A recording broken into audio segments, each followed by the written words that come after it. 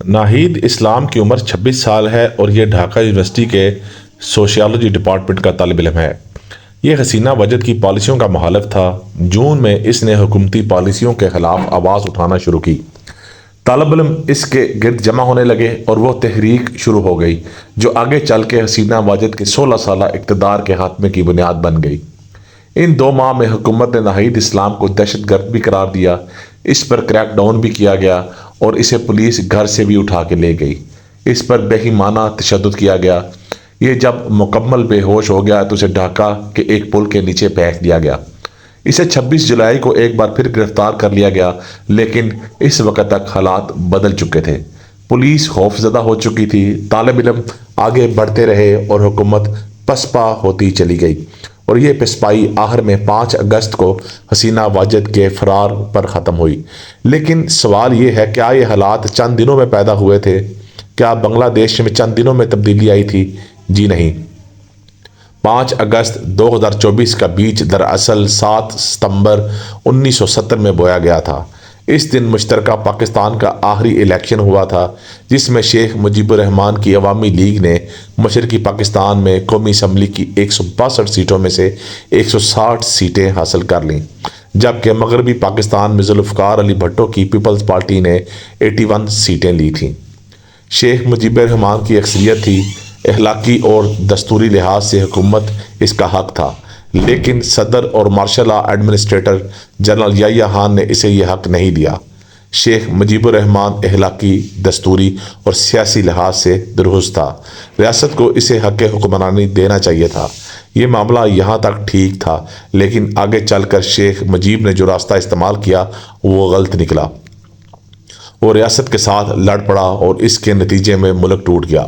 اس نے 16 دسمبر 1971 کو بھارت کی مدد سے پاک آرمی کو سرنڈر پر مجبور کر دیا۔ یہ شیخ مجیب الرحمان کی بڑی سیاسی غلطی تھی اور اس کا خمیازہ بعد ازاں اسے اور اس کی نسل کو بھگتنا پڑا۔ شیخ مجیب نے سقوط ڈھاکہ کے دوران عوام کو یقین دلایا تھا، بنگالی مغربی پاکستان اور پاک آرمی کی وجہ سے ترقی کی دوڑ میں پیچھے رہ گئے ہیں۔ ہم اگر مغربی پاکستان سے جان چھڑا لیں تو ہم خوشحال بھی ہو جائیں گے اور ترقی یافتہ بھی۔ وہ بنگالیوں کو بھارت کے قریب بھی لے آیا تھا، اور اس کھیل میں وہ یہ بھول گیا تھا بنگالی پنجابیوں سے زیادہ بھارت سے نفرت کرتے ہیں۔ یہ پنجاب مغربی پاکستان کے ساتھ 24 سال نکال گئے، مگر یہ بھارت کے ساتھ 10 سال بھی گزارا نہیں کر سکیں گے۔ دوسرا، قوموں میں خوشحالی محنت اور سکل سے آتی ہے، نعروں سے نہیں۔ لہذا جب بنگلہ دیش آزاد ہوا اور عوامی لیگ کی حکومت بن گئی تو عوام کو دور دور تک سونے کے وہ پہاڑ نظر نہ آئے جن کے لیے انہوں نے قربانی دی تھی، جن کے لیے یہ مغربی پاکستان سے الگ ہوئے تھے۔ شیخ مجیب 1971 تک بنگالیوں کی محرومی پنجاب کے کھاتے میں ڈالتے رہے تھے، لیکن بنگالی آزادی کے بعد کیوں پسماندہ اور محروم ہے، اس کا جواب ان کے پاس نہیں تھا۔ دوسری طرف بھارت توان جنگ میں بہت کچھ وصول حاصل کر رہا تھا۔ بنگلہ دیش اس زمانے میں جیوٹ کی صنعت میں دنیا میں پہلے نمبر پر تھا۔ شیخ مجیب کے زمانے میں جیوٹ کی صنعت اور منڈیاں بھارت شفٹ ہو گئیں، جس سے بھارتی تاجر میر امیر اور بنگالی مزید غریب ہو گئے۔ عوامی لیگ نے کیونکہ آزادی چھینی تھی، لہذا یہ سیاسی جماعت سے گنڈا پارٹی بن گئی اور اس کے کارندوں نے ملک بھر میں قبضے شروع کر دیے۔ کرپشن اور گنڈا گردی بھی عام تھی۔ شیخ مجیب اور بھارت دونوں بنگالی فوج کے خلاف تھے۔ ان دونوں نے مل کر فوج کو بھی رگڑا لگانا شروع کر دیا۔ اس کھیل کا اختتام 15 اگست 1975 کی رات ہوا۔ بنگلہ دیشی فوج کا ایک دستہ دھان منڈی میں شیخ مجیب الرحمان کی رہائش گاہ پر پہنچا اور اسے اس کے خاندان، ملازمین اور دوستوں سمیت قتل کر دیا۔ آپریشن کے بعد شیخ مجیب کی لاش گھر کی سیڑھیوں پر پڑی رہی۔ اس کی 2 بیٹیاں حسینہ اور ریحانہ ملک سے باہر تھیں، یہ بچ گئیں، جبکہ باقی خاندان ختم ہو گیا۔ بنگلہ دیش اس کے بعد انارکی کی طرف چلا گیا اور یہ مختلف وقفوں میں 2024 تک جاری رہی۔ حسینہ واجد نے 1981 میں سیاست شروع کی۔ یہ والد کی جواب عوامی لیگ کی سربراہ بنی اور پھر مارتی دھاڑتی آگے بڑھتی چلی گئیں۔ یہ 2024 تک مجموعی طور پر 20 سال بنگلہ دیش کی وزیر اعظم رہی اور یہ اس لحاظ سے دنیا کی واحد طویل المدت خاتون وزیر اعظم ہے۔ ان کا آخری دور 2009 سے شروع ہو کر 2024 تک مسلسل 15 سال جاری رہا۔ یہ دور معاشی لحاظ سے بنگلہ دیش کے لیے اچھا تھا۔ ایکسپورٹس $45 بلین تک پہنچ گئی، انفراسٹرکچر اور سوشل ڈیولپمنٹ بھی ہوئی، جبکہ دوسری طرف پاکستان کی معیشت مسلسل ہچکولے کھاتی رہی، جس کے نتیجے میں ہمارے سیاستدانوں بینظیر بھٹو، نواز شریف اور عمران خان نے بنگلہ دیش کی مثالیں دینا شروع کر دی۔ ہم ان تینوں کے منہ سے مختلف اوقات میں آج بنگلہ دیش کو دیکھیں، یہ کہاں سے کہاں پہنچ گیا۔ وقت نے ثابت کر دیا شیخ مجیب غدار نہیں تھا۔ ہم بھی اگر فوج سے جان چھڑا لیں تو ہم بھی بنگلہ دیش بن جائیں وغیرہ وغیرہ سنتے رہے، اور ہمیں ان باتوں پر یقین بھی آتا رہا، مگر ہم اس یقین کے دوران ایک بات بھول جاتے ہیں، اور وہ حسینہ واجد کی سوچ تھی۔ قدرت نے حسینہ واجد کو بہت بڑا موقع دیا تھا۔ اس کو چاہیے تھا یہ نفرت کی سیاست ترک کر کے محبت کو اپنا بیانہ بناتی، مگر یہ بدقسمتی سے نفسیاتی طور پر 1975 سے آگے نہ بڑھ سکی۔ ان کی نفرت نے ملک کو دو حصوں میں تقسیم کر دیا، عوامی لیگ اور عوامی لیگ کے مخالف۔ یہ اپنے مخالفین کو رضاکار کہتی تھیں۔ رضاکار کی اصطلاح نے 1971 میں جنم لیا تھا۔ اس زمانے میں پاک فورس کے ہمدرد رضاکار کہلاتے تھے۔ اس نے اپوزیشن جماعت اسلامی اور پاکستان کے ہمدرد بہاریوں پر زندگی کا دائرہ تنگ کر دیا۔ جماعت اسلامی کے درجنوں رہنماؤں کو پھانسی لگا دی گئی۔ خالدہ ضیاء کو 2018 میں جیل میں پھینکا گیا اور یہ اس کے بعد باہر نہیں آ سکی۔ نوبل انعام یافتہ معاشی ماہر ڈاکٹر یونس کے خلاف 174 مقدمے بنا دیے اور یہ جلا وطن ہونے پر مجبور ہو گئے۔ حسینہ واجد نے اپنے خاندان اور پارٹی کے لوگوں کو پولیس، عدلیہ اور فوج میں گھسا دیا۔ پولیس اس کے گھر کی لونڈی تھی، عدلیہ عوامی لیگ تھی اور فوج کی سربراہی اس کے خاندان میں تھی۔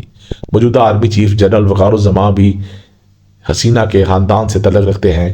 اس نے ایک بار نواز شریف سے کہا تھا، ہماری فوج سے جس دن کاکور اکیڈمی سے پاس آؤٹ ہونے والا آخری کیڈٹ ریٹائر ہوا، ہم نے اس دن ترقی کا پہلا زینہ طے کیا۔ یہ بھارت کو بھی مزید ملک کے اندر لے آئیں۔ اس کی بھارت نوازی کی وجہ سے بنگلہ دیش بھارت کی 29ویں ریاست کہلانے لگا تھا۔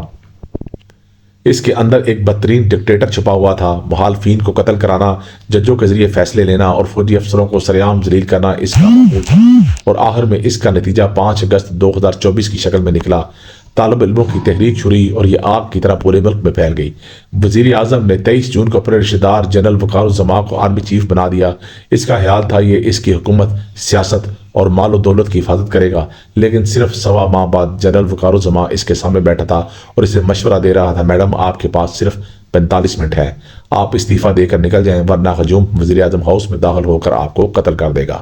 آرمی چیف نے اس پیشکش سے قبل ہیلی کاپٹر سٹارٹ کرا دیا تھا، لہٰذا حسینہ واجد دوڑ کر ہیلی کاپٹر میں بیٹھی اور یہ اسے لے کر انڈین شہر اگرتلہ چلا گیا۔ حسینہ واجد جب اگرتلہ اتری تو اس کے پاس ہینڈ بیگ اور تن کے کپڑوں کے سوا کچھ نہ تھا، اور یوں حسینہ واجد کا طویل ترین سیاہ کیریئر اختتام پذیر ہو گیا۔ پاکستان اور بھارت دونوں ملکوں کا اس وقت محبوب ترین موضوع بنگلہ دیش ہے۔ ماہرین مختلف زاویوں سے بنگلہ دیش کا تجزیہ کر رہے ہیں، لیکن ایک زاویہ ابھی تک ان کی نظروں سے اوجھل ہے اور وہ ہے فوج کا کردار۔ حسینہ واجد نے بنگلہ دیشی فوج کو بڑی حد تک پولیس بنا دیا تھا۔ یہ سلوٹ اور وزیر اعظم کو سیکیورٹی دینے کے علاوہ کچھ نہیں کر سکتی تھی، لیکن اس کے باوجود فوج ملک کا سب سے بڑا اور مضبوط ادارہ رہا اور اس نے 5 اگست کو آگے بڑھ کر حالات کو کنٹرول کر لیا۔ جنرل وقار الزمان رشتہ دار ہونے کے باوجود حسینہ واجد سے استعفیٰ بھی لیا اور ہجوم کو بھی قابو کر لیا۔ اگر فوج نہ ہوتی تو اس وقت بنگلہ دیش کی حالت کیا ہوتی؟ بنگلہ دیش کے ہنگاموں میں اب تک 450 لوگ قتل ہوئے ہیں۔ اگر فوج نہ ہوتی تو اس وقت گلیوں میں 3-4 لاکھ لوگوں کی لاشیں پڑی ہوتی اور تمام سرکاری املاک کو آگ لگی ہوتی اور عوامی لیگ کے لوگوں کا نام و نشان تک مٹ چکا ہوتا۔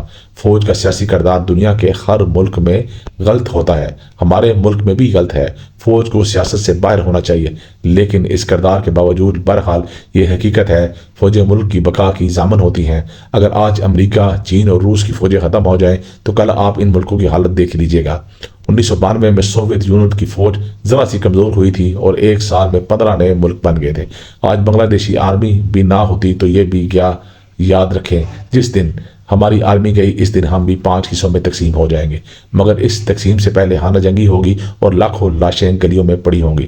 لہٰذا سیاسی جدوجہد ضرور کریں، فوج کا سیاسی کردار بھی 0 پر لے جائیں، مگر اس کے ساتھ ساتھ فوج کی حفاظت بھی کریں۔ یہ ملک اس کے بغیر نہیں بچ سکتا، ہم مانیں یا نہ مانیں۔